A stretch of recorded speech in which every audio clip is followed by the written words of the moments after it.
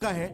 बहुत कम लोग ये चीज पे नोटिस कर पा रहे हैं कि बांग्लादेश में पिछले कुछ महीनों में जो कुछ भी हो रहा था वो इंडिया में घट रही घटनाओं से बहुत ही ज्यादा मेल खाता है। इतना कि ये कोई इत्तेफाक बिल्कुल भी नहीं हो सकता। गवर्नमेंट के खिलाफ डिक्टेटरशिप का नैरेटिव चलना, फार्मर्स प्रोटेस्ट होना, मणिपुर वायलेंस, ऑपोजिशन पार्टीज को फंडिंग्स मिलना, खालिस्तान इशू, ये सब और बांग्लादेश की कहानी बिल्कुल रिलेटेड है। और मैं कुछ ही देर में प्रूफ करके बताऊंगा फैक्ट्स के साथ, जो हमने बहुत डीप रिसर्च करके खोज के निकाली है, सिर्फ ताकि हम हर वो जागरूक भारत के नेशनलिस्ट नागरिक तक ये सच्चाई पहुंचा सके। हमने इस न्यूज को सिर्फ ऊपर ऊपर से नहीं देखा, बल्कि इसके पूरे तह तक जाकर लिंक्स कनेक्ट करके प्रूफ्स के साथ जोड़ के देखा।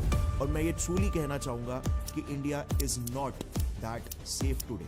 और क्या आप जानते हो असली दुश्मन कौन है? वेल, सीधे इल्जाम लगाने की जगह just keep on watching and let's see क्या क्या सबूत हमारे पास है। Student protests in Bangladesh have turned violent. Over 100 people, including 14 policemen, have been killed. We have no safety. This cannot be a secure and independent country. That a lot of these deaths could be attributed to targeting of Hindu communities. Sheikh Hasina ने बांग्लादेश के प्रधानमंत्री के पद से इस्तीफा दे दिया है और देश छोड़कर भाग गई है। Thousands of protesters storming and looting the Prime Minister's residence. We have decided to form an interim government. Bangladesh is burning. आज से कुछ 3 महीने पहले मई 2024 में शेख हसीना ने अमेरिका पे 2 बड़े एलिगेशंस लगाए थे। पहला, यूएस उनकी पार्टी अवामी लीग को बांग्लादेश 2024 के इलेक्शंस में जिता देगा बिना कोई मेहनत किए, बस उन्हें इसके बदले में एक काम करना है, बांग्लादेश का सेंट मार्टिन्स आइलैंड यूएसए के नाम पे कर देना है। शेख हसीना ने यहां पे ये एलिगेशंस लगाए कि यूएस ऐसा डील उनके सामने रख रहा है। दूसरा एलिगेशन, हसीना का कहना था कि यूएसए बांग्लादेश आइलैंड में आखिर ऐसा क्या है कि यूएसए के लिए ये इतना इंपॉर्टेंट है। दूसरी बात, क्या वाकई में यूएस का इन्फ्लुएंस बांग्लादेश जैसे कंट्री में इतना पावरफुल है कि वो रातों रात सरकारें या तो बना सकता है या तो गिरा सकता है? Well, the answer is USA सिर्फ बांग्लादेश में ही नहीं बल्कि इंडिया में भी कई सारे फॉल्ट लाइंस को एक्सप्लॉइट करता है ताकि वो उन देशों को अपने फायदे के लिए कठपुतली बना सके। और अनफॉर्चुनेटली आज बांग्लादेश की जो भी हालत है उसका एक अच्छा खासा रीजन, और एक्चुअली में द मेन रीजन यूएसए है। पाकिस्तान तो यहां पर सिर्फ एक फेस है, एक बिकाऊ कंट्री है जिसको यूज किया गया है। Let me prove this. आज के तारीख में बांग्लादेश के इस गवर्नमेंट पलट को लेकर इतने सारे नैरेटिव्स फैल चुके हैं कि बहुत से लोगों को तो ये सिंपल सी सच्चाई भी नहीं मालूम। जिस स्टूडेंट प्रोटेस्ट की वजह से शेख हसीना को रेजिग्नेशन देने के लिए कहा भी गया,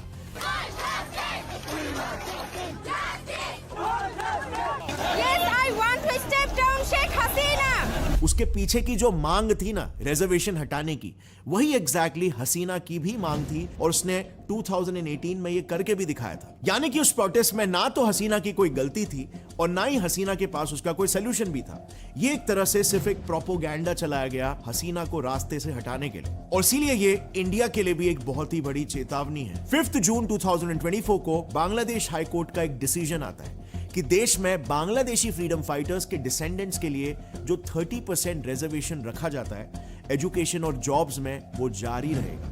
ये खबर आते ही पूरे देश में एकदम से स्टूडेंट प्रोटेस्ट होने शुरू हो जाते हैं। लोग सीधे सीधे पीएम से इस रिजर्वेशन को खत्म करने की मांग करने लग जाते हैं। अब हसीना खुद 2018 में यही रिजर्वेशन हटा चुकी थी, लेकिन हाई कोर्ट जो कि एक ऑटोनोमस बॉडी है, उसका जब डिसीजन आता है तो शेख हसीना को एक प्रेस कॉन्फ्रेंस देना पड़ता है। अब यहां पर शेख हसीना के बस एक स्टेटमेंट की वजह से ये सारी प्रॉब्लम शुरू हो जाती है। उस स्टेटमेंट में शेख हसीना बेसिकली ये कहती है कि हाई कोर्ट के डिसीजन को हमें रिस्पेक्ट करना चाहिए, क्योंकि अगर हमारे देश के फ्रीडम फाइटर्स के बच्चों को अगर रिजर्वेशन नहीं मिलेगा तो क्या रजाकार्स के बच्चों को मिलेगा? अब रजाकार का मतलब होता है ट्रेटर, यानी देशद्रोही।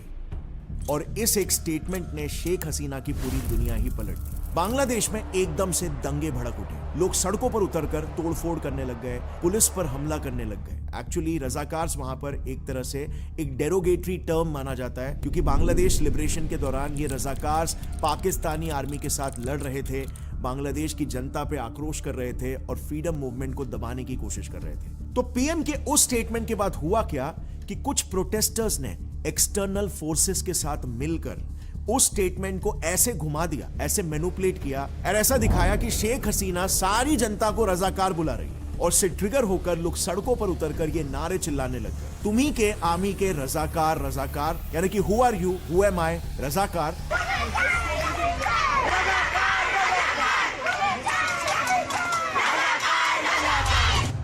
अब यहां तक तो भी कहानी फिर भी ठीक थी, लेकिन फिर हसीना के स्टेटमेंट के सिर्फ 6 दिन बाद ही एससी का वर्डिक्ट आ गया कि ठीक है, हम रिजर्वेशन को हटा देंगे। लेकिन इसके बावजूद प्रोटेस्ट रुकने के जगह पर उल्टा और भड़कने लग गए। और सबसे वियर्ड बात यह है कि इन बच्चों की डिमांड, जो अब तक रिजर्वेशन हटाओ ही थी, वो अब अचानक से एक पॉलिटिकल स्टेप ले लेती है। #स्टेप डाउन हसीना ये चलने लग जाता है।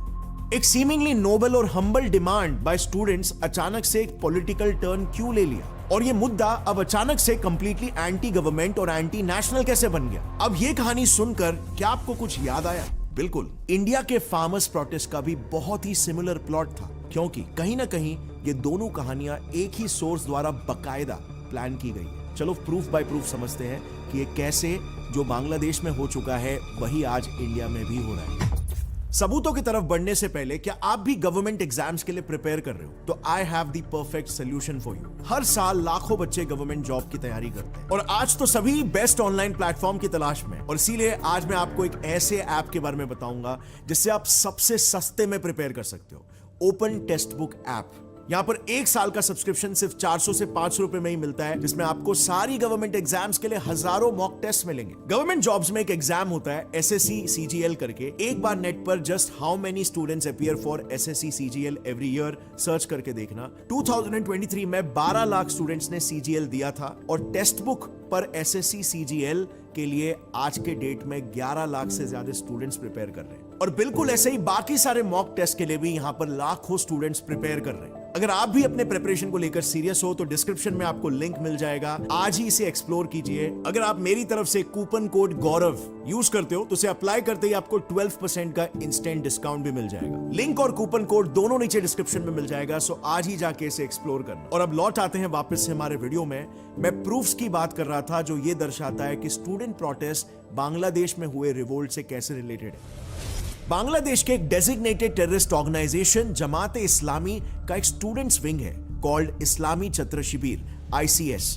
यही इस पूरे स्टूडेंट प्रोटेस्ट का मास्टरमाइंड है।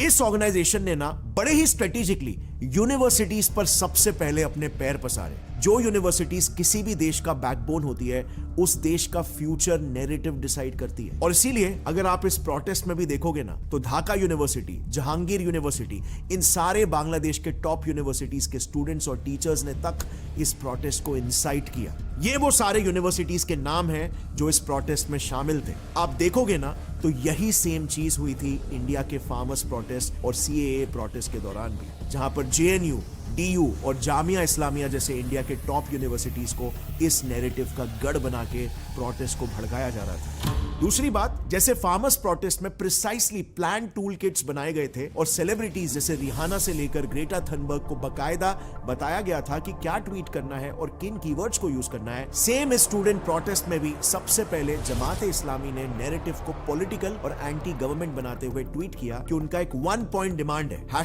#स्टेप डाउन हसीना। अगर आप देखोगे ना तो ये पोस्ट हुआ था 3 अगस्त को, और 4 अगस्त को इस हैशटैग को ट्विटर पर ट्रेंड करवा दिया गया, और रातों रात एक एंटी रिजर्वेशन प्रोटेस्ट हसीना के सिर्फ एक स्टेटमेंट को तोड़ मरोड़ कर, एक नैरेटिव चलाकर एक एंटी गवर्नमेंट प्रोटेस्ट बना दिया गया, despite supreme court cancelling reservation. मतलब जरा 1 मिनट थोड़ा शांति से सोचो, इस पूरी कहानी में कितनी हिपोक्रेसी आपको दिख जाएगी। अब यस, यहां पर कुछ आंदोलन करने वाले डेफिनेटली इंजर हुए थे, काफी की जान भी गई थी, और यही सारे विजुअल्स और पोस्ट और भी ज्यादा रैपिडली स्प्रेड किए जा रहे थे ताकि और ज्यादा हेट्रेड फैले गवर्नमेंट की तरफ। बट एक इंपॉर्टेंट पॉइंट यहां पर नोटिस करने वाला यह है कि जब प्रोटेस्ट वायलेंट टर्न लेने लगे, तब जाकर गवर्नमेंट ने रिएक्शन में वायलेंस को अपनाया। और इसी तरह से आप देखोगे इवन फार्मर्स प्रोटेस्ट के टाइम पे भी प्रोटेस्ट स्टार्टिंग में तो पीसफुल थे, बट एक पॉइंट के बाद वायलेंट टर्न लेने लग गए थे। वहां पर भी एजेंडा यही था कि गवर्नमेंट इस पे रिस्पॉन्ड करे, रिएक्ट करे, और कुछ लोग इंजर हो या कुछ लोगों की जाने जाए, ताकि इस नैरेटिव को और भी तेजी से स्प्रेड किया जा सके और गवर्नमेंट को गिराने की डिमांड सामने लाया जा सके। अब इसके बाद भी किसी भी आंदोलन की आग को जलाए रखने के लिए हमेशा एक चेहरे की जरूरत होती है। तो तो जैसे इंडिया में जब गवर्नमेंट ने फार्मर लॉज को रिपील कर दिया था और इस आंदोलन की आग बुझ ही रही थी, अचानक से नवंबर 2021 में आउट ऑफ नोवेयर एक इंसान को लाकर इस प्रोटेस्ट का फेस बना दिया जाता है, अमृतपाल सिंह। इनफैक्ट उसे तो भिंद्रान वाले के अवतार के जैसे मार्केट किया जा रहा था and this strategy was actually quite successful. इस बंदे के आने के बाद ही दंगे फिर से भड़कने लग गए, क्योंकि अब एक प्रोटेस्ट जो उन्होंने देश की गरीब किसानों के नाम पर शुरू किया था, उसे अब पलटकर इन्होंने कंप्लीटली एक एंटी नेशनल प्रोटेस्ट बना दिया था। प्रोटेस्ट के नाम पर पुलिस पर अटैक होने लग गए, मॉडिफाइड ट्रैक्टर्स में बैरिकेड्स तोड़े जा रहे थे। दिल्ली चलो मार्च में कुछ किसानों ने ट्रैक्टरों को हथियार की तरह इस्तेमाल कर लिया है, नुकीले रॉड लगवाए हैं। लोहे के ये रॉड इतने मजबूत तरीके से लगाए गए हैं जिससे किसान सुरक्षा में लगे पुलिस को नुकसान पहुंचा सके, पुलिस की बैरिकेड को तो तोड़ सके। वहां पर शर्जील इमाम की आजादी के नारे लग रहे थे। देश विरोधी काम करने वाले, भारत तेरे टुकड़े होंगे जैसे नारे लगाने वालों के सपोर्टर्स किसानों के मंच का इस्तेमाल कर रही हैं। पीएम को ओपन डेथ थ्रेट्स दिए जा रहे थे। आने वाले 2-3 साल में ना आपको खबर मिलेगी मोदी जी मारे गए। और तो और लाल किले में इंडियन फ्लैग को हटाकर रिलीजियस झंडा तक लहराया गया था। यही सेम स्ट्रैटेजी यूज की गई बांग्लादेश प्रोटेस्ट में भी। अचानक से वहां पर भी जुलाई एंड में नाहिद इस्लाम को वहां के पीसफुल प्रोटेस्ट का एक फेस बना दिया जाता है, ह्यूमन राइट्स फ्रंटलाइन डिफेंडर का टैग दे दिया जाता है। लेकिन जब हसीना ने प्रोटेस्ट को काम करने के लिए इसे पीस टॉक्स के लिए बुलाया तो ये वहां पर नहीं जाते हैं और उल्टा स्टेटमेंट ये पास करते हैं कि स्टूडेंट्स हर चीज के लिए तैयार है। आज हमने लाठी उठाई है, कल हम बंदूकें भी उठाएंगे। और याद रहे, यही इंसान नाहिद इस्लाम तो एक पीस का फरिश्ता है। सो सबसे पहले अपने एंटी नेशनल और एंटी गवर्नमेंट एजेंडा को एक हम्बल सेल्फलेस कॉज से मार्केट करना, उसका एक बकायदा टूल किट लॉन्च करना, हजारों लाखों लोगों को भड़काना और प्रोटेस्ट का एक वॉरियर फेस खड़ा करना, दोनों भी देशों की कहानियों में इतनी सिमिलैरिटीज कैसे हो सकती है? जाहिर है कहानियां भले ही अलग है मगर राइटर एक है। अब आते हैं प्रोटेस्ट की फंडिंग्स पर, जहां पर भी आपको एक डायरेक्ट लिंक दिखेगा यूएसए और पाकिस्तान का, जैसे इंडिया के हर दूसरे दंगे में दिखता है। अब इसे ध्यान से सुनना, बहुत ही इंटरेस्टिंग है। इनके वेबसाइट से इनकी यूएस फंडिंग सोर्सेस निकालकर हमने पूरा चार्ट बनाया है इनके यूएस पाकिस्तान लिंक्स का। सो अब तक कहानी में एंट्री हुई थी हमारे हीरो नाहिद इस्लाम की, राइट? इस बंदे को रातों रात हीरो बनाने का पूरा क्रेडिट जाता है फ्रंटलाइन डिफेंडर नाम के एक इंटरनेशनल ऑर्गेनाइजेशन को, जिसने नाहिद को एक ह्यूमन राइट्स डिफेंडर की तरह मार्केट किया। अब इस ऑर्गेनाइजेशन के वेबसाइट में अगर आप डोनर सेक्शन में जाओगे ना, तो इसे फोर्ड फाउंडेशन फंड करती है। और फोर्ड तो इनफेमस है क्योंकि डायरेक्टली CIA द्वारा फंडेड है और ये इंश्योर करता है कि दूसरे देशों में वैसी गवर्नमेंट्स रहे जो प्रो यूएस हो। और ये साउथ एशियन रीजन में यूजुअली ISI के थ्रू करता है, क्योंकि अमेरिका डायरेक्टली खुद को पिक्चर में नहीं लाना चाहता। तो नाहिद के केस में अगर आप देखोगे तो वो डायरेक्टली ISI द्वारा प्लांटेड था। और सेम था अमृतपाल का भी केस। वो तो ओपनली कहता है कि इंडिया से एक खालिस्तान देश निकलना चाहिए। आप खालिस्तान, इंडिपेंडेंट खालिस्तान की मांग करते हैं, क्यों ना सेडिशन का केस आप देशद्रोह का केस आपके खिलाफ कर दिया जाए? नहीं, देखिए, ये सुप्रीम कोर्ट की मैंडेट है कि पीसफुल मैनर में आप खालिस्तान की बात कर सकते हैं। तो मेरे ख्याल में जिस एरा में हम लोग जी रहे हैं वहाँ पे सेपरेशन की बात करना ये ऐसी इवल बात नहीं है। और हमारे कई इंडियन इंटेलिजेंस सोर्सेस ने ये रिवील ऑलरेडी किया है कि अमृतपाल सिंह भी कंप्लीटली ISI बैक्ड है। Next funding source BRAC university की बात करते हैं। इस यूनिवर्सिटी का तो मोटो ही है बांग्लादेश में एक एंटी अवामी स्टूडेंट कम्युनिटी बनाना, यानी कि हसीना की सरकार को पलटना। और दूसरी बात, इस स्टूडेंट प्रोटेस्ट में इस ब्रैक का एक बहुत बड़ा रोल था। इनफैक्ट इसी यूनिवर्सिटी के एक टीचर को तो अरेस्ट तक किया गया था स्टूडेंट्स में प्रोटेस्ट को भड़काने के लिए। अब इनके वेबसाइट में बड़े ही प्राउडली लिखा हुआ है कि उन्हें United states agency for international development, यानी कि खुद यूएस गवर्नमेंट से फंडिंग आती है ताकि वो बांग्लादेश में NGOs के थ्रू डेवलपमेंट कर सके। लेकिन इससे भी ज्यादा कंसर्निंग बात तो ये है कि इसी ब्रैक यूनिवर्सिटी को अमेरिका के सोरोस फाउंडेशन ने $83 मिलियन भी दिया है फ्रीडम ऑफ एक्सप्रेशन को प्रमोट करने के नाम पर। So my question over here is, एक एंटी गवर्नमेंट यूनिवर्सिटी को यूएस आखिर फंड क्यों कर रहा है, वो भी NGOs और फ्रीडम ऑफ एक्सप्रेशन के नाम पर, जिसके अंडर कितने एंटी नेशनल कांड होते हैं ये तो सबको पता है। और जॉर्ज सोरोस, ये तो आपको याद ही होगा, हमने खुद इस पर वीडियोस बनाए हैं कि यही बंदा कैसे इंडिया में मोदी गवर्नमेंट को हटाने के लिए 8,000 करोड़ रुपए इन्वेस्ट कर चुका है और खुल्लम खुल्ला ये बताता है। इस बात पर तो हमने एक डिटेल वीडियो बना के भी रखा है जहां पर हमने सारे लिंक्स प्रूफ्स के साथ दिए हैं कि कैसे ये बिलियनर किसी भी हालत में इंडिया में गवर्नमेंट गिराकर एक प्रो यूएस गवर्नमेंट को एस्टैब्लिश करना चाहता है, एक ऐसी गवर्नमेंट को जो यूएस के लिए बेनिफिशियल हो, जो यूएस यूएस के लिए बिकी हुई हो। लेकिन एक नैरेटिव को शेप करने के लिए बहुत ही ज्यादा जरूरी है कि कुछ ऐसे ground level leaders, narrative setters को अपने इन्फ्लुएंस में लेना, ताकि वो एंटी नेशनल और प्रो यूएस नैरेटिव्स को freedom of expression, human rights वगैरह के नाम पर प्रमोट करते रहे। बेसिकली लोगों में ये माइंडसेट डाला जाए कि उनकी सरकार डिक्टेटर है और डेमोक्रेसी चाहिए तो सरकार को गिरा दो, बहुत ज्यादा ह्यूमन राइट्स का वायलेशन हो रहा है, बहुत ज्यादा फ्रीडम ऑफ एक्सप्रेशन को कर्ब किया जा रहा है। इसके लिए ना अक्सर यूएस अपने प्रॉक्सीज को तैयार करता है, जो कई बार लिटरली उस देश के ऑपोजिशन पार्टीज के लीडर्स तक होते हैं, जो आगे चल के future PM of course US के पपेट पीएम बन सकते हैं। उनको ये लालच दिया जाता है। जैसे फॉर एग्जांपल बांग्लादेश के केस में अभी एंट्री मारते हैं। निहाद इस्लाम के बाद एंट्री होती है एक और एक हीरो की, Mohammad Yunus, the next saviour of Bangladesh, जो शेख हसीना के तानाशाही से देश को बचाने वाला है। एक्चुअली में हसीना के रेजिग्नेशन और इंडिया फ्लीइंग के बाद निहाद पब्लिक में आते हैं और कहते हैं कि मैं देश के मिलिट्री चीफ से मिलकर आया हूं और मैंने उन्हें कहा कि देश की जनता को तानाशाही और मिलिट्री रूल दोनों ही नहीं चाहिए, बल्कि हमें इलेक्शंस होने तक एक डेमोक्रेटिक इंटरिम गवर्नमेंट बनानी है। On Tuesday, Islam and other student leaders were scheduled to meet with Army Chief General Waqar Zaman, who has announced the formation of an interim government. और ये गवर्नमेंट बनाने का सौभाग्य जाएगा मोहम्मद यूनुस को, क्योंकि उन्हें नोबेल पीस प्राइज और प्रेसिडेंशियल मेडल ऑफ फ्रीडम मिल चुका है। यानी कि ये शांति के, डेमोक्रेसी के सबसे बड़े दूत है। ये शांति का सबसे बड़ा दूत है, ये सर्टिफाई कौन करता है? यूएसए से इन्हें द फेमस मैग्सेसे अवार्ड और अशोका अवार्ड भी मिला है। अब आई नो आप सोचोगे कि अवार्ड से यूएसए के इन एंटी नेशनल इन्वॉल्वमेंट्स का क्या लिंक है? वेल 2 मिनट रुको, सारे डॉट्स कनेक्ट हो जाएंगे। अब यही अवार्ड्स ना इंडिया में भी कई प्रोमिनेंट फिगर्स को मिल चुके हैं, जैसे Arvind Kejriwal, Ravish Kumar, P Sainath and very interestingly JP Narayan को भी, जिन पर इंदिरा गांधी का एक्यूजेशन था कि जेपी सीआईए द्वारा फंडेड है।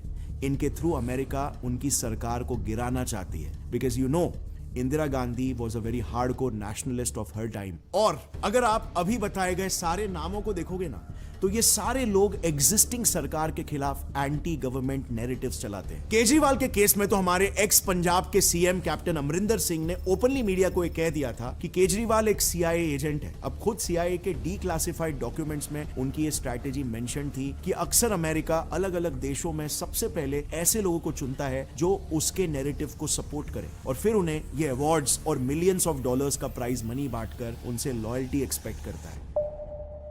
लेकिन अब चलो, अगर इतने भी प्रूफ्स इनफ नहीं है, तो हमारे पास डायरेक्ट लिंक्स भी है जो ये प्रूफ करते हैं कि यूएस गवर्नमेंट का शेख हसीना की गवर्नमेंट को टॉपल करने में डायरेक्ट हाथ है। एक तो मैं आपको ये भी बता दूं कि ऑलमोस्ट सारी वेस्टर्न मीडिया सेंसर्ड है, कोई भी इस न्यूज को कवर नहीं कर रहा है। लेकिन हमें सिर्फ एक ऐसा रिपोर्ट मिला बाय यूरेशियन टाइम्स, जिन्होंने प्रूफ के साथ ये क्लेम किया है कि यूएस की बाइडेन गवर्नमेंट डायरेक्टली फंड और सपोर्ट कर रही है बांग्लादेश के 3 ऑर्गेनाइजेशंस को, जिसमें से 2 तो सीधे टेररिस्ट ऑर्गेनाइजेशंस हैं, जिन्हें बाय द वे यूएस ने ही खुद घोषित किया था।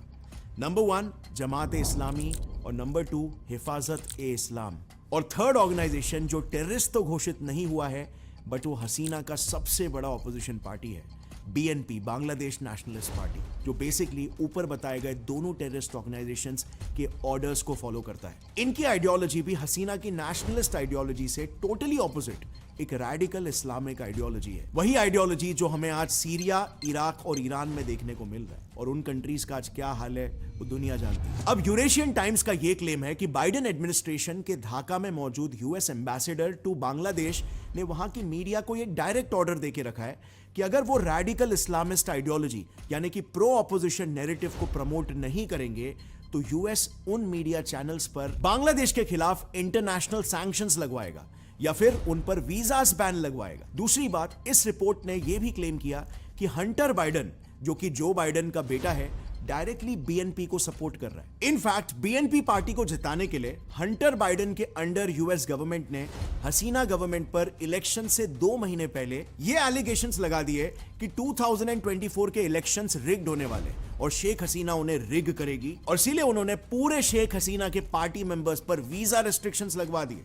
मतलब अब वो किसी भी देश में ट्रैवल नहीं कर सकते थे। सो बेसिकली एक तो ग्लोबल शेम, और दूसरी बात, एक पार्टी को एक अनफेयर एडवांटेज मिला ओवर द रूलिंग पार्टी। लेकिन इसके बावजूद हसीना 224 सीट से जीती और ऑपोजिशन को सिर्फ 11 सीट्स मिले, जो कि क्लियरली ये बताता है कि बांग्लादेश की रियल जनता को क्या चाहिए। और इसीलिए डेफिनेटली प्रोटेस्ट के थ्रू, फंडिंग्स के थ्रू, दूसरे देशों में अपने प्रॉक्सीज खड़े करके, मैस नैरेटिव शेप करके कि आपके देश में तानाशाही आ चुकी है, करंट गवर्नमेंट एक डिक्टेटर है, डेमोक्रेसी खतरे में है, ऐसे मैस प्रोपोगेंडा फैलाकर यूएसए किसी भी देश में एक नेशनलिस्ट गवर्नमेंट को हटाकर एक ऐसी पपेट गवर्नमेंट एस्टैब्लिश करना चाहता है जो पूरी तरह से यूएसए के बैक एंड कॉल पर चले। और यही सेम डॉट्स इंडिया में भी कनेक्ट हो रहे हैं। फार्मर्स प्रोटेस्ट जो 4 साल से अब तक चल रहा है, मणिपुर वायलेंस भी सेम 1 साल से भी ज्यादा से चल रहा है, CAA NRC प्रोटेस्ट भी वही, बार बार कोशिश की जा रही है इंस्टेबिलिटी लाने की। और स्पेशली नॉर्थ ईस्ट को क्यों टारगेट किया जा रहा है? क्योंकि यूएस अच्छे से जानता है कि ये एरिया एक्सट्रीमली वल्नरेबल है, क्योंकि क्रिश्चियन पॉपुलेशन मेजोरिटी में है, प्लस मेलाका स्ट्रेट के लिए ये काफी स्ट्रेटेजिक वांटेज पॉइंट है, और इसीलिए इंडिया का नॉर्थ ईस्ट और बांग्लादेश, ये पूरा रीजन इनके टारगेट में है। लेकिन अब यहां पर सवाल यह आता है कि यूएसए इतनी मेहनत और मशक्कत आखिर क्यों कर रहा है? आखिर यूएसए को बांग्लादेश जैसे एक छोटे गरीब देश और इंडिया से क्या ही चाहिए? अब ये मेलाका स्ट्रेट इतना इंपॉर्टेंट आखिर क्यों है? तो शुरुआत में मैंने आपको बताया था ना सेंट मार्टिन्स आइलैंड के बारे में। बस वही आइलैंड यूएसए अपने नाम करना चाहता है, और उसके साथ और भी अन्य फायदे ऑफ कोर्स। बट इस आइलैंड के पीछे इतना पड़ने का रीजन है उसकी स्ट्रेटेजिक लोकेशन। तो देखो, अगर ग्लोबल डायनामिक्स समझे ना, तो few decades ago all eyes were on the middle east. ये रीजन ऑयल डिस्कवरी के बाद से एक गोल्ड माइन बन गया था, क्योंकि उस समय बहुत सारी जो वेस्टर्न इकोनॉमीज थी वो तेजी से डेवलप हो रही थी, और उन्हें तेल की बहुत ज्यादा जरूरत थी डेवलपमेंट को फ्यूल करने के लिए। और इसीलिए यूएसए ने कुछ यूरोपियन देशों के साथ मिलकर लिटरली वहां की सरकारें गिरा दी, वो सरकारें खड़ी कर दी जो करप्ट थी, और उन देशों को बहुत एक्सप्लॉइट किया। इस तरीके से एक्सप्लॉइट किया कि आज भी हम मिडिल ईस्ट की हालत जानते हैं। उन देशों के तेल को एक्सट्रैक्ट करके उसे खुद प्रोसेस करके महंगे दामों में बेचा, लेकिन उन देशों को गरीब बनाकर छोड़ दिया। कई देशों को आपस में उलझाए रखा, वहां की जनता को गरीब अनपढ़ रखा। इनफैक्ट आज भी इनका यही तो हाल है। नेशन वाइड इंस्टेबिलिटी, वॉर और पॉवर्टी आज मिडिल ईस्ट के बहुत सारे देशों की कहानी। लेकिन इनके तेल के बल पर आज यूएस डॉलर वर्ल्ड की रिचेस्ट करेंसी बन चुकी है, और बस आज के समय में यही यूएस हमसे भी चाहता है। Because unlike a few decades ago, आज all eyes are on the Indian Ocean region, IOR। ये एरिया आपको दिख रहा है, ये मेलाका स्ट्रेट, जहां से पूरी दुनिया का 60% ट्रेड पास होता है। मतलब जिस देश का इस रीजन में कंट्रोल होगा, उस देश का पूरी दुनिया पे कंट्रोल होगा। और यही एग्जैक्टली यूएस चाहता है अल्टीमेटली। देखो, किसी भी जंग में वो देश जो दुश्मन देश को इकोनॉमिकली चोक कर सके, उसकी हमेशा जीत होगी। और ये पॉइंट जहां से पूरी दुनिया का 60% ट्रेड पास होता है, अगर वहां पर यूएस का कंट्रोल आ गया, तो इसका मतलब ये होगा कि कल को यूएस किसी भी देश को इकोनॉमिकली चोक करके उसे अपने टर्म्स डिक्टेट कर सकता है, और जियोपॉलिटिकल नेगोशिएशंस में आर्म ट्विस्टिंग करके अपने फायदे निकाल सकता है। लेकिन अगर इस रीजन पर आप जूम आउट करोगे ना, तो इस पे एक मेजर कंट्रोल है इंडिया का, क्योंकि एक तो इंडिया इस रीजन से बहुत क्लोज है, और दूसरी बात, इंडिया ने स्ट्रिंग ऑफ डायमंड्स बनाकर इस रीजन पर अपनी हेजीमनी बना के रखी हुई है। इंडिया के साथ ही चाइना का भी यहां पर बहुत ही स्ट्रॉन्ग कंट्रोल है। चाइना भी स्ट्रिंग ऑफ पर्ल्स बनाकर इस रीजन के काफी क्लोज आ चुका है, और बस यही एग्जैक्टली यूएस की सबसे बड़ी इनसिक्योरिटी है। और इसीलिए यूएस बांग्लादेश से सेंट मार्टिन्स आइलैंड मांग रहा है, क्योंकि वहां पर वो अपने नेवल बेसेस बनाकर इंडिया और चाइना को कंट्रोल कर सके, and plus Saint Martin's Island पर भी अपना इन्फ्लुएंस बढ़ा सके। सो 100 बात की एक बात यह है कि यूएस की ये हिस्ट्री रही है कि जब भी यूएस को किसी भी देश में अपना इंटरेस्ट दिखता है, वो हमेशा उस देश की गवर्नमेंट का आर्म ट्विस्टिंग करने लगता है, ताकि वो देश उसके कंट्रोल में आ सके और हाँ में हाँ मिला सके। और अगर सरकार नहीं मानती, तो नेक्स्ट ऑप्शन उसके पास यही बचता है कि वो सरकार गिरा दे, या फिर सरकार के ऑपोजिशन और एंटी नैरेटिव्स को फंडिंग देने लग जाए, ताकि सरकार पर प्रेशर बने। और अंत में वो यही चाहता है कि एक प्रो यूएस गवर्नमेंट उस देश में एस्टैब्लिश हो सके, ताकि यूएस को जो चाहिए वो उसे मिलते रहे। एक और एक एग्जांपल देता हूं, सेम हुआ था 1975 में, जब इंदिरा गांधी की गवर्नमेंट ने वियतनाम वॉर के लिए यूएसए को ओपनली क्रिटिसाइज किया था। तब यूएस के प्रेसिडेंट रिचर्ड निक्सन ने सीधे इंडिया का व्हीट सप्लाई रोक दिया था, और उस दौरान इंडिया यूएस पर हेवीली डिपेंडेंट था, इस हद तक कि जल्द ही इंडिया व्हीट अरेंज नहीं कर पाता तो देश में भुखमरी आ जाती। लेकिन वो अलग बात है कि हम दबे नहीं, हमारी पीएम ने एक ब्रेव डिसीजन लिया और इंडिया में ग्रीन रेवोल्यूशन स्टार्ट कर दिया, जिस वजह से उस दौरान हमारी डिपेंडेंसी यूएस पर कम हो गई। आज हम ओपनली यूएस के क्रिटिसिज्म के बावजूद रशिया से ऑयल और वेपन्स खरीद रहे, पाकिस्तान पर एग्रेसिव एक्शंस ले रहे, यूरोप को उनकी हिपोक्रेसी पर मुंह तोड़ जवाब दे रहे हैं। Europe has to grow out of the mindset that Europe's problems are the world's problems, but the world's problems are not Europe's problems. Basically हम वेस्ट और यूएस के पपेट्स बनकर नहीं रह रहे। आज इंडिया अपने हित के हिसाब से स्टैंड लेता है, इंडिया नेशनल इंटरेस्ट में स्टैंड लेता है और इसीलिए यूएस नेशनलिस्ट गवर्नमेंट्स को हेट करता है। कितनी आयरॉनिक बात है, राइट? जो कंट्री अपने आप को पीस, डेमोक्रेटिक वैल्यूज का फरिश्ता बताता है, वो अल्टीमेटली ये चाहता है कि झगड़ा क्रिएट हो, इंस्टेबिलिटी क्रिएट हो। वो दूसरे कंट्रीज को बुली और डोमिनेट करने की कोशिश कर रहा है और ये सिलसिला चलता रहेगा जब तक यूएस में डेमोक्रेटिक गवर्नमेंट है। डोनाल्ड ट्रंप आने के बाद शायद सिचुएशन थोड़ी सी बदल जाए, बिकॉज उनकी पॉलिसीज और उनके पॉलिटिक्स लिटरली यही सब चीजों का विरोध करती है। अब यूएस की पूरी हिस्ट्री कैसे रही है, कैसे यूएस ने बहुत सारे टेररिस्ट ऑर्गेनाइजेशंस को लिटरली क्रिएट किया, कैसे मिडिल ईस्ट बर्बाद हुआ, कैसे यूएसए की ये जो पॉलिसीज है, वो यूएस के पार्लियामेंट में जो लोग हैं, जो लोग लिटरली गन कंपनीज में, वेपन कंपनीज में स्टेक्स लेके बैठे हैं, उन्हें बेनिफिट करती है। ये ऑलरेडी मैंने एक वीडियो में डिटेल में कवर किया है, जिसे आप यहां पर आई बटन दबाकर देख सकते हो। बिकॉज आज तो आपने कुछ फैक्ट्स जाने, ये वीडियो आपको 50 फैक्ट्स और बता देगा। बट अंत में फ्रेंड्स, मैं बस इतना ही कहना चाहूंगा कि बांग्लादेश में जो कुछ भी हुआ वैसा होना इंडिया में इतना आसान नहीं होगा, क्योंकि यहां पर सारी parties including major opposition parties fortunately constitutional values में बिलीव करती है। And I honestly don't think